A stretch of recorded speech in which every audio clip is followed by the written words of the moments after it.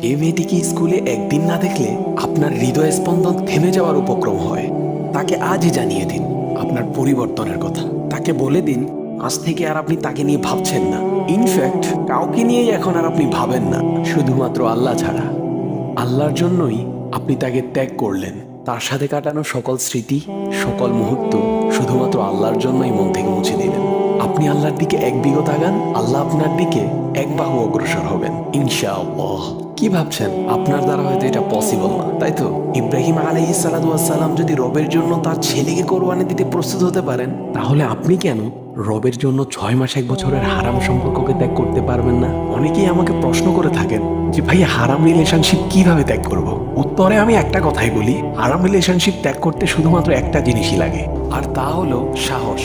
একটু সাহস করে এটিকে না বলে দিতে পারলেই হয়, যা কাপুরুষরা পারে না। আল্লাহ আমাদের সকলকে এই হারাম রিলেশন নামক মহাব্যাধি থেকে হেফাজত করুন, আমিন।